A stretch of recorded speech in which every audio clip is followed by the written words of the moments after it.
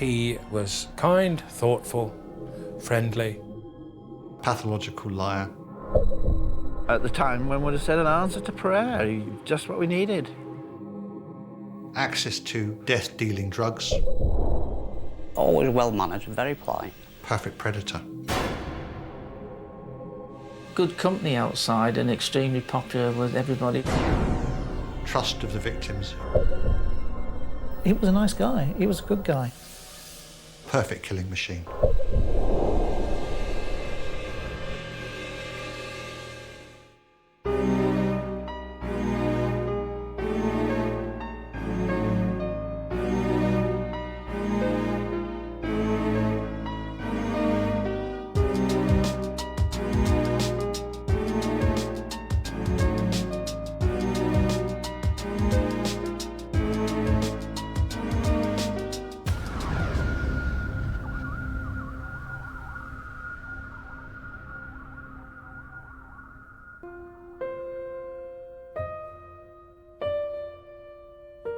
His patients were mainly elderly women, living alone and vulnerable.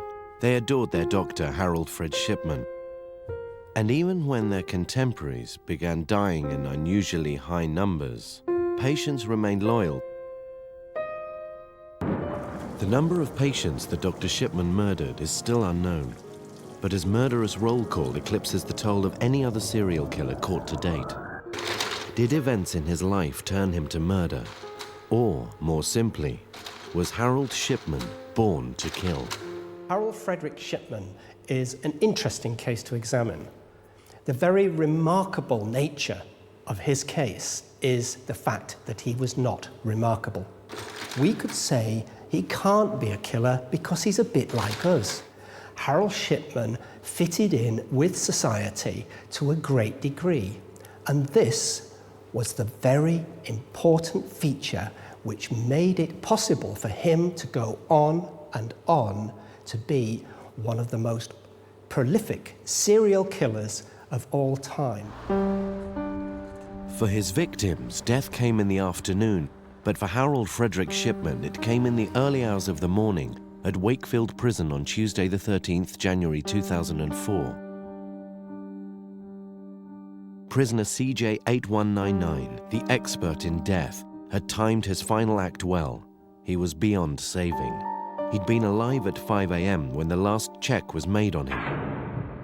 And he knew the next check was not for another hour. As a doctor, he also knew that 4 minutes was the maximum time he needed. What he has done is he's taken to his grave the reason and the motivation behind his killing and left everybody guessing in relation to that and sort of perplexed forevermore.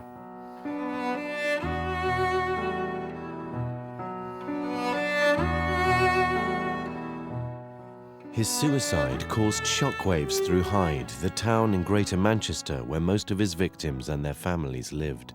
Hyde was such a lovely town. It was a proper old-fashioned traditional community where sons and daughters still lived on their parents' doorsteps, and they all lived near each other and they all understood each other. It was a very close community with a warm heart.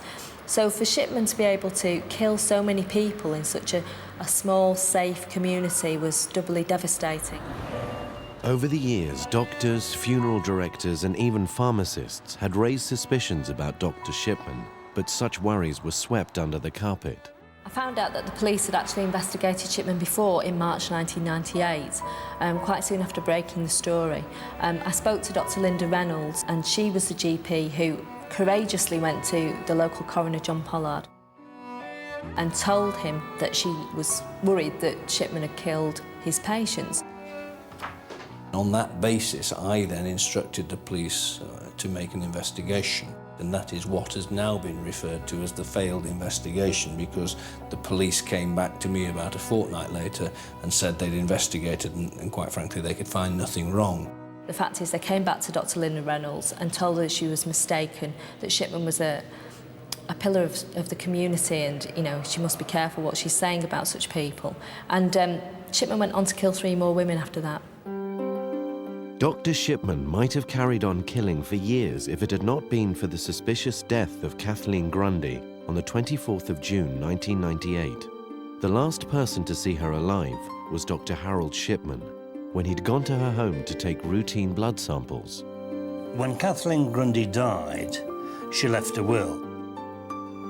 That will was made out in favour of Dr. Shipman, but her daughter, Angela Woodruff, got this copy of a will, and she was absolutely astonished because if you look at the actual will, it's so amateur. If you've got to forge a will, then you get about 2 out of 10 for forgery. It simply wasn't very good. Kathleen Grundy's daughter believed that the signature was not actually her mother's, so consequently the document needed to be examined. The officer who was given the case to handle started talking to a couple of people he knew, one of them being the local undertaker, Alan Massey, who said, well, I've been really worried about the number of cremation certificates. I've mentioned it to people before, they've taken no interest, but there's so many of them.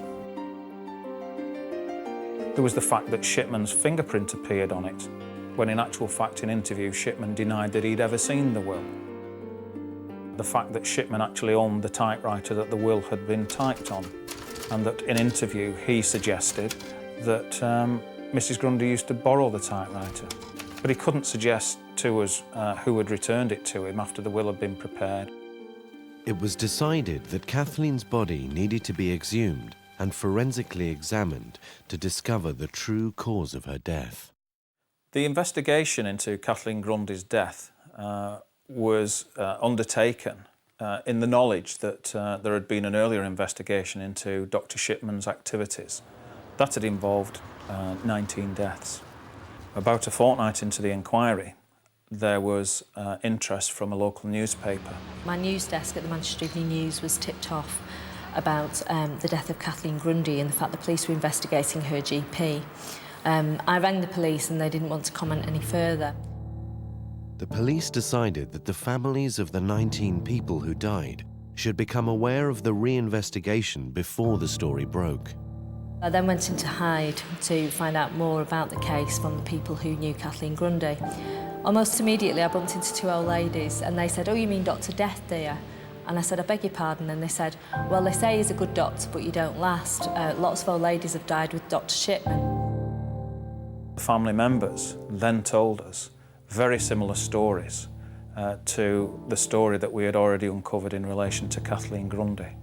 That is when I started to realise that this was much bigger than one death that Dr. Shipman had been involved in.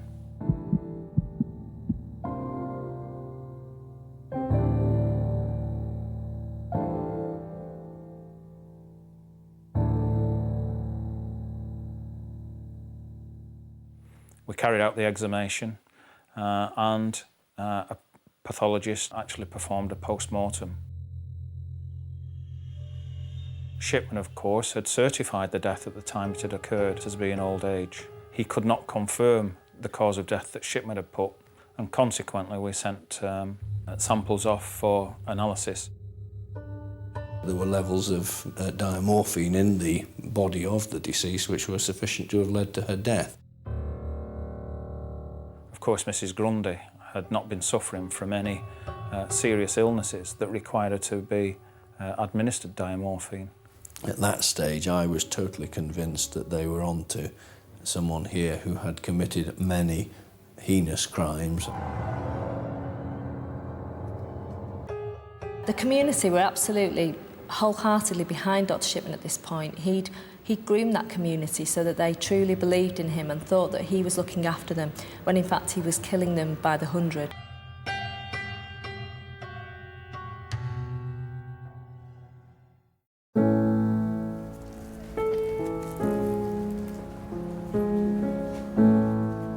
The kind of victims he picked, the elderly people, are what we call the category of less than dead. In other words, the kind of people that, if they passed away, you don't actually notice so well. They're not the kind of people that are going to cause a big fuss, because almost it's expected. And in fact, counter to most serial killers, he's one of the few people who could probably get the relatives or the council to take away the body for him. The way in which the victims were found was in itself quite disturbing. Many of them were found fully clothed in the middle of the daytime, often sitting upright in a chair or on a sofa.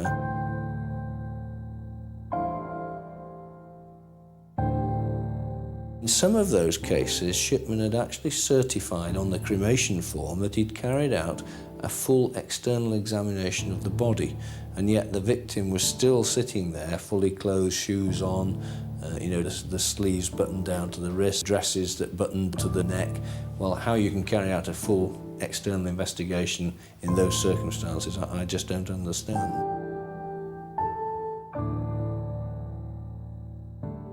Often in the medical notes which he'd made up, suggesting that these people had had heart conditions, for example, when they hadn't really, and then saying, well, they must have had a heart attack. Of course, somebody having a heart attack doesn't just simply fall asleep sitting in a chair looking very relaxed. Life just isn't like that. Police investigated Shipman's book of death certificates. They made a list of 15 deaths that they decided should be investigated as a priority. Of the victims on this list, 9 had been buried and 6 cremated. More exhumations were ordered. Police also learned that Dr. Shipman had often encouraged the relatives of his victims towards cremation.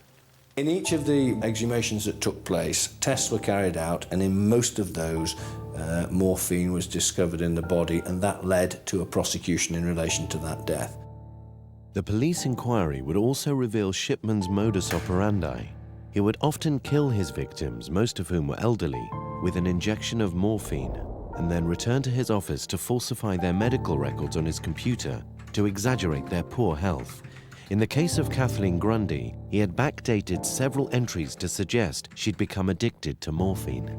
The thought of an 80-odd-year-old former Lady Mayoress of the town of Hyde scoring bags of heroin in the back streets of Manchester seems to me ludicrous and ridiculous, and a gross insult to her memory, quite frankly.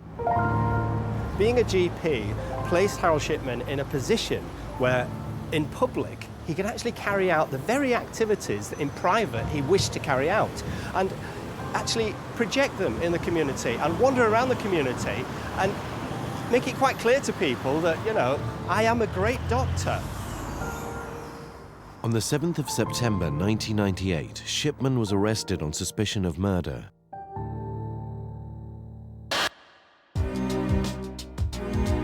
Who was the real Dr. Shipman? What made him a monster? In order to actually find out about this actual behaviour and how it developed, we have to look back in time very closely at his childhood and even beyond. In September 1998, Harold Shipman was convicted for 15 murders.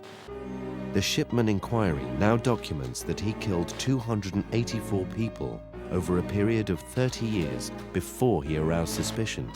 However, no one really knows the true number of his victims. The Shipman case is unusual. There was no highly publicized trail of bodies, no madman on the loose. Until Shipman was arrested in connection with the Kathleen Grundy case, no one could have known just how many murders had taken place. If we wish to find out whether Harold Shipman was in fact born to kill, we need to examine early childhood, looking for patterns of behaviour which would indicate that they carry traits, that their temperament is different. With Harold, we realise that on the surface, it seems like a very ordinary childhood, a very ordinary background. But if we dig deeper, we know that there are going to be clues as to why he ended up where he did. Harold Frederick Shipman, nicknamed Fred or Freddie, was born into a working-class family on June 14, 1946, in Nottingham. He was a distant and slightly aloof child, maintaining a distance between himself and his contemporaries, mainly due to the influence of his mother, Vera. I think his mother certainly encouraged him to not the path of righteousness, but she thought Fred was special. She wanted him to be special. And now he was the middle child. The elder sister, Pauline, left school at 15, was no great academic. His brother Clive wasn't as bright, his younger brother, But Fred brought up in a decent and fairly new council estate in Nottingham, passed his 11+, got into the local grammar school, High Pavement, which was extremely prestigious. To do so, he studied hard. He didn't mix very much with local kids. And his parents, like my parents, like lots and lots of other working class parents, would have been so proud. Our boy is going to the grammar school. Shipman's school days at High Pavement were largely unspectacular. Like so many other grammar school entrants, he went from being one of the bright kids at junior school to being run-of-the-mill amongst so many other clever boys. Fred was very serious, and I think it may be that he had to work harder than most. And I know he had a real respect for his family, and I think he thought that they'd made an effort, his parents had made perhaps a sacrifice. His mother really didn't want Fred to be, as it were, in this area, have the same kind of career as other boys. And having him focus exclusively on his studies meant that Fred was not really integrated into the real world. And he was allowed to build up fantasies of power and fantasies that perhaps might have had a sexual connotation, because Fred was not really allowed to develop socially and sexually normally. Vera decided who Fred could play with and when. She wanted to distinguish him from other boys. She was more ambitious for Harold than her other children. Perhaps because he seemed that much mature, he seemed that much older. And when certain incidents occurred at school, which perhaps, had it been anybody else, you'd have had a good laugh and you'd have made him pay for it. With Fred, you didn't. One of the best examples of that is the rugby club dancers that we had. He turned up with his sister, and they used to dance together in this strangely uncoordinated way, totally different. And I think she was taller than him as well. We just respected him. It's strange. The fact that Fred got respect from his friends is a little bit surprising because of his social alienation. However, by playing it by the rules, by creating an act, Fred just simply coexisted with these people and formed no real problem in relating to other people. So he was able, as it were, just to slot in. He didn't really have any difficulty because he didn't create any difficulty. On Friday, the 21st of June 1960, when Fred was just 17, his mother Vera died of lung cancer, an illness that he had kept strangely secret from his classmates. The family GP visited the house regularly in the weeks before Vera's death, giving her welcome injections of morphine in ever-decreasing dosages. He met schoolmate Michael Heath on his way to school the following Monday morning when he told him his tragic news. Most days, Fred would be coming along the road here from his house, and we would meet at the bottom of the road here, and we'd stop here and just say a few words, and then we'd walk on to the school. And it was on one of those mornings, Monday morning, when I met him at the point just there and just asked him what sort of weekend he's had, and he said, oh, my mum had died. His mum had died, and you know, that's quite a shock, really. Fred never said anything to me other than once on a bus, I seem to remember him saying, my mum's not very well.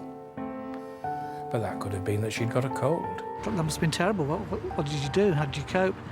And he said, well, I put my gear on, went for a run, and he ran in the pouring rain, so he must have been absolutely saturated.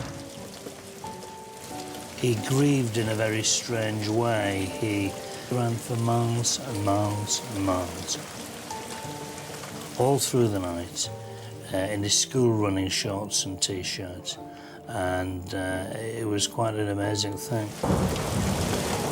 He just seemed the same as he did any other day, but he must have been going through hell for weeks, months before. Fred would be the one who sat with her and waited for the doctor to come round and to give her an injection of morphine. And he was at her bedside when she died.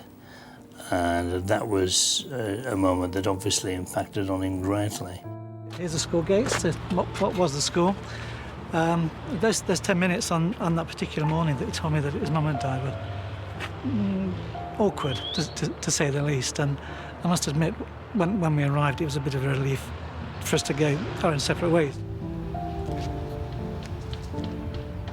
It's interesting that he'd shown no interest in medicine or said he wanted to be a doctor until after his mother passed away. Many have drawn the comparison between Fred's experience of his mother dying under morphine and his later use of morphine to actually execute the old ladies. Now, there has to be a connection, and very few people have actually drawn why one leads to the other. If you look back in Fred's history, he constantly used exercise. Exercise generates what we call endorphins. Endorphins are extremely powerful opiates, 100, sometimes 1,000 times more powerful than heroin. Now, Fred was accustomed to this, if you like. When his mother passed away, he experienced what many people experience when a family member finally passes away after a grueling period. He felt relief. He felt a certain lifting. And this experience was then compounded because he went out for whatever reason and ran all night. And that extra opiate running around his body will have given Fred a euphoric high. Hence, this situation was likely to be repeated and give him pleasure in the future. Fred failed to get the grades he needed to study medicine at Leeds Medical School. Common with many serial killers with lower self-esteem. They always aspire to be better than, they want to be up with their peers. They envy their peers. Kenneth Bianchi, the Hillside Strangler, always wanted to be a cop. Everybody, all his schoolmates were all succeeding round him with good grades. He was a failure. They're always scrabbling to get out, scrabbling to get somewhere. After resitting his exams the following year, he was eventually accepted into Leeds Medical School in 1965. Did Shipman decide to become a doctor to save people, or to have the power to kill them? When Shipman first went to Leeds, he regularly got a bus into Leeds every morning, and on that same bus there was a young girl called Primrose Oxtoby, who, like Shipman, had had a rather austere upbringing. She left school at 15 without any qualifications, and she got onto an art and design course at a college in Leeds. And on that bus was they're very good looking at the time, Shipman, and they hit it off. But very quickly after meeting, after about 6 months, she was pregnant. Shipman was careless, reckless for the first time in his life. They're not married at a register office. There isn't even a photograph in existence of that wedding. Shipman qualified from Leeds Medical University and went on to Pontefract General Infirmary to train as a junior doctor. After 12 months, he was duly licensed to practice medicine. According to the Shipman inquiry, this was where his first recorded murder took place. The Shipman inquiry found that he killed a 4-year-old girl, for example, and she was very, very ill and dying. And her mother left the room saying, please be kind to her. And he took that as his cue to kill her. He might have pretended that that was euthanasia and that he was doing that child a favour, but he wasn't, because that child didn't die in her mother's arms. Her mother was having a cup of tea in the hospital cafe. So I think even then he had a very cruel streak that wanted to end lives, come what may.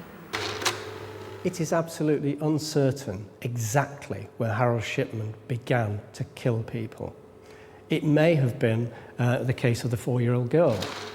But we do know that as he approached that time, Harold will have had some swelling and some strangely unexplicable, pleasurable feelings that were probably associated with the event with his mother, and he would suddenly start to feel he was in that powerful role, that controller of life and death. In a way, it harks back to that very moment when he thought he should be that GP by his mother's bedside. By 1974, he was a father of 2 and had joined a medical practice in the Yorkshire town of Todmorden. In this North English setting, Fred seemed to change character. He became an outgoing, respected member of the community in the eyes of his fellow medics and patients. But moving into general practice as a junior partner was clearly very attractive, and he went and worked at the Abram Ormerod practice in Todmorden, where there was illness among the partners, and Dr. Michael Grieve welcomed him with open arms. he was extremely good, almost manic in the way he carried out his duties, and brought us all the latest techniques and kept us very much up to the mark. He was really, at the time, one would have said, an answer to prayer, just what we needed. The doctors did not choose their patients. The patients chose the doctor that they liked. And Fred had quite a devoted following who felt that he was the bee's knees and would do the best for them in all circumstances. Harold Shipman underwent a metamorphosis. He changed from being the very asocial mummy's boy who didn't really get on very well with people into a GP who would establish himself in this area and find that suddenly he could relate to people and grow, if you like, as a pillar of the community. However, Harold Shipman did have a different agenda. But the staff in the medical offices where he worked saw a different side of the young practitioner. He wouldn't delegate, he wouldn't let the nurses give injections for him, for instance. He wouldn't let the pathology technicians, when they came out once a week to take blood samples for patients. Now, Fred would insist on doing all these himself. Nobody had any idea that he was guilty of any kind of malpractice, although it would emerge later in Todmorden that there was an instance where 3 patients of his died in one day. And for a long time, one of them, Eva Lyons, was thought to be his very first victim.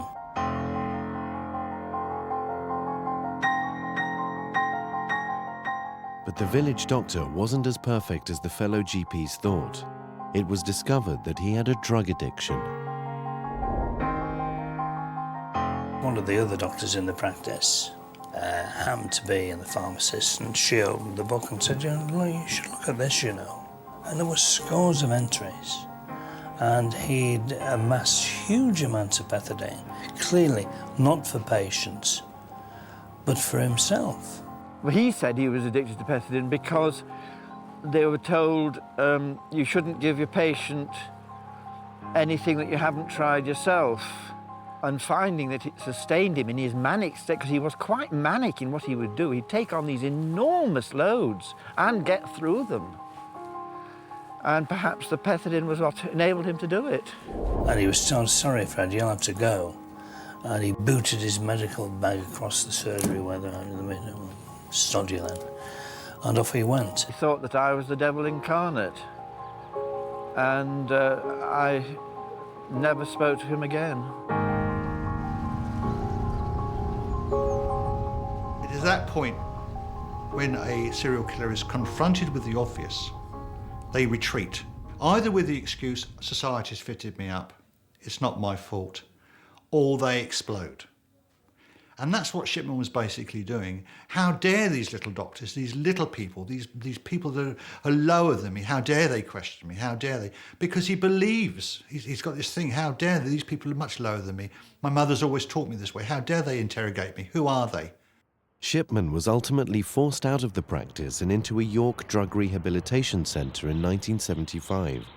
2 years later, his many convictions for drug offences, prescription fraud and forgery cost him a surprisingly low fine of £600. After about a year or so, he saw an advert for a junior partner in a practice in Hyde, and he applied for it.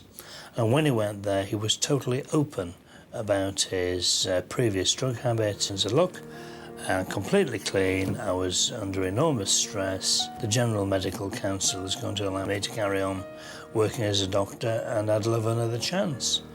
And they believed him and took him in. In 1977, he was accepted to practice in the Donnybrook Medical Centre in Hyde, and it was here that he felt free to kill. You know, Hyde's not a very big town, and obviously we had a shop. We knew lots of people that were Fred's patients, and everybody seemed to have the same opinion that he was a caring guy. You know, he just seemed a normal guy. Again, he played the role of the dedicated, hard-working and community-minded doctor, highly respected in the area and making many friends. We went to a couple of social functions with them. They were good company outside and extremely popular with everybody that was there, giving the impression the guy was just a normal guy, you know. Harold Shipman found it very much more comfortable to kill and be in Hyde. Hyde was a fairly small, naive community where he would be accepted, this, tweed-wearing, friendly, local GP character. Harold Shipman had what we call career development as a killer. He had actually developed as a killer to the stage of being Dr. God. The early 90s saw Shipman set up his own practice, having fallen out with his fellow doctors. This new practice attracted a large number of patients. I think Shipman went into single-handed practice purely to continue killing. Clearly, if he worked on his own, nobody would know exactly what he was up to. Most times he was okay, but the odd time he was a bit offish. So, you tend to wonder, what were those days? Were those days maybe when something happened? You don't know. It makes you think.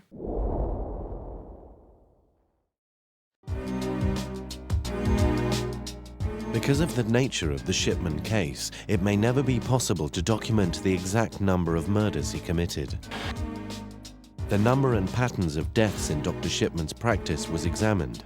When it was compared with those of other practitioners, significant differences appeared. Notably, that the rate of deaths of elderly patients was disproportionately high.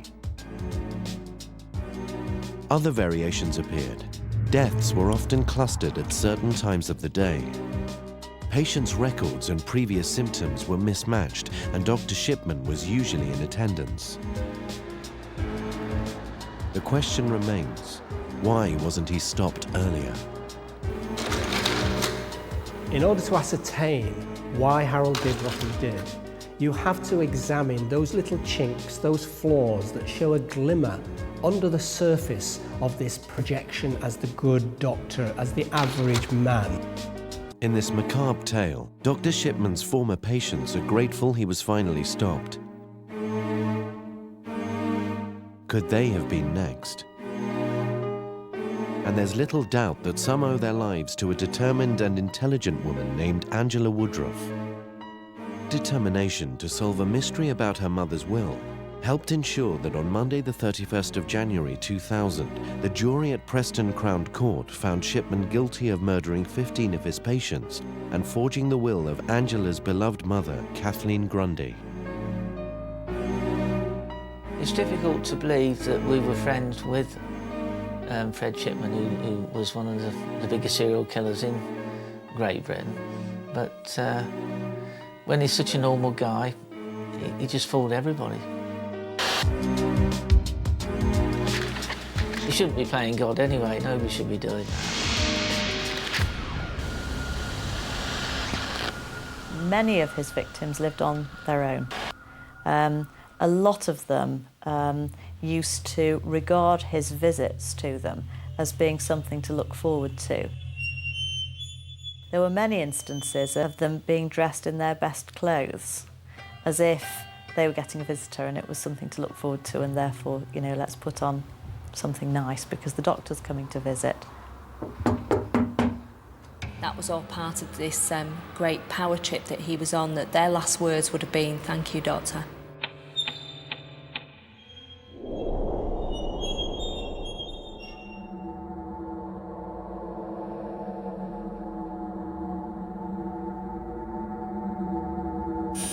Mistake number 1, Shipman's use of the drug morphine. Morphine is one of the few poisons that can remain in body tissues for centuries. There are other substances which he could have used which would have been either less traceable or even not traceable at all within the body. Why he chose to use diamorphine, I don't know. One reason might be that he was simply not quite as clever as he thought he was and didn't realise that it would be so traceable so easily. The other reason may be that he actually was quite willing and wanted to be found out at some stage. Mistake number 2, the typewriter and the badly forged will. So when Shipman murdered Mrs. Grundy and forged a will, what was happening? Did he want to get caught? Was he looking for a way out or what? Having killed 283 people, when it comes to Catherine Grundy, well, anybody's fair game. He's not been found out so far, even though he most certainly should have been. But the fact is, he was a hospital doctor and a GP who was never challenged. I was very surprised to see that will and what a mess it was. So I think at that point maybe he wanted to get caught. On the other hand, maybe he felt invincible.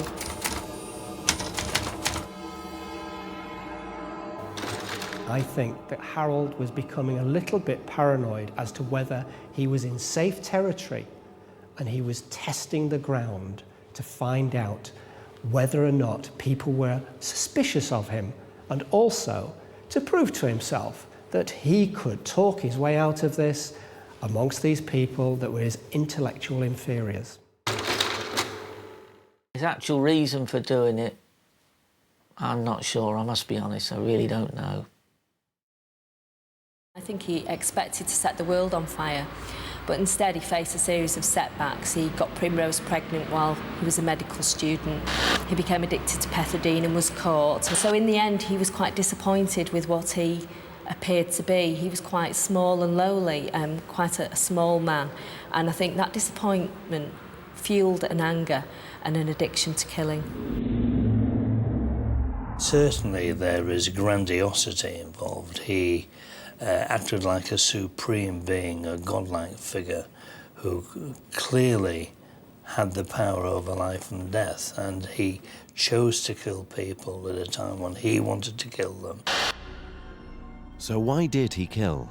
Some speculate he hated older women, citing comments he made about the elderly being a drain on the health system. Others feel he was recreating his mother's death scene in order to satisfy some deep masochistic need. I think his mother's death informed the murders, gave him a theme, but I don't think it's the reason. A lot of people lose their mothers when they're teenagers to cruel and painful diseases, and we don't all go out and start killing hundreds of people. I think he had a personality disorder to start with, but the fact that his mother used to wait for him to return from school, sitting in the window with a cup of tea, and the doctor would turn up and give her a morphine, and that was her relief from the terrible pain of the cancer. I think that was very important to him when he did start killing. The first time that Harold Shipman actually killed someone, it is probable that in his mind there was rising pleasure associated with the incidence of his mother's death. At that point, he will have felt a certain amount of power and control and a certain calmness associated with the euphoria with his mother, and this would have been rewarding enough to propel him forward.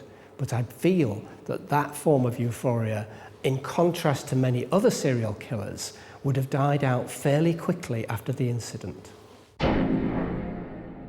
Despite overwhelming evidence of his guilt, Harold Shipman continued to maintain his innocence and shield the motives of his crime even in prison. When Fred first went into prison, my wife started to correspond with him because, you know, she firmly believed that he was innocent. There are round about 25 letters which were written. In all the letters, there's obviously no reference to the fact that he's admitting to anything at all.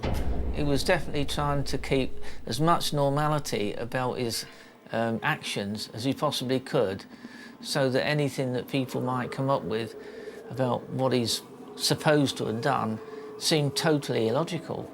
He'd been to a house, rolled the sleeve up, administered morphine, killed her. That's what happened, isn't it, Doctor? No. Harold always maintained his innocence to me. He never once, as far as I know, to me or any of the other prisoners admitted to the guilt of actually murdering any of the patients.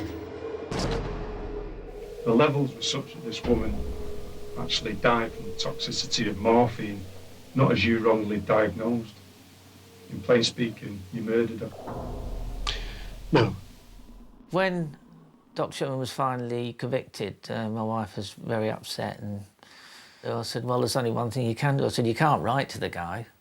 I said, I think, you know, judging by the amount of evidence that's been put forward and the time it's taken, I said, I think it's pretty conclusive that he is guilty. I remember when they first tried charging him for 218 murders on top of what they already accused him of. That was the first time I'd ever actually seen him react to his trial on what was going on. I remember when he came back from court, he just broke down in tears and was explaining to me what had gone on, and he said, they're trying to pin another 218 murders on top of me. I mean, he said, I don't know where it's coming from or where they're getting the evidence from or anything, you know, where they're getting these stories, he used to call them. And that was the first time I'd actually seen a reaction from him. He smashed his cell up, basically. He just went berserk. Harold Shipman never admitted to his crimes. Not to prison warders, not to prison inmates. Harold Shipman maintained the act that he'd started in childhood, where he, as it were, acted out the role of a social person, where he acted out the role of the good doctor. He could not, at the end of his existence, change that, because if he had admitted that he had done this, he would unpick and undo the fabric of his entire life, which was built on a facade. In an extraordinary turn of tables, Shipman saved his cellmate's life. I was so scared of being in a cell with Dr. Shipman because of the reputation. The rest of the prisoners was saying to me, that's that nutter, he's that doctor that's killed all them patients, like, you know what I mean? I was in fear for my own life. So much, I attempted to take my own life myself because I was that much scared, like, you know what I mean? He cut me down and resuscitated me. But after that, we seemed to get on pretty well. If he was so intent on murder, if that was his pleasure, why didn't he leave me to die? Shipman had a particular victim type with a method of killing them that he was comfortable with in locations, again, either the victim's territory or somewhere where he was in control. The guy he revived was most certainly not sick in the clinical sense. He was not the preferred victim type of Shipman. And I think Shipman probably did then the only decent thing he'd ever did is becoming a doctor. Instead of taking lives, he saved one. I'm still confused because, like, I can't understand as a man such as Harold, like I say, to me, he's a friend, how he could have gone about doing it. All those people, I mean, it's not something, I mean, it's not a natural thing, is it, to take human life? To many of Dr. Shipman's victims, his suicide is a final betrayal. Not only did he kill their loved ones, but he escaped the punishment of spending the rest of his natural life in prison.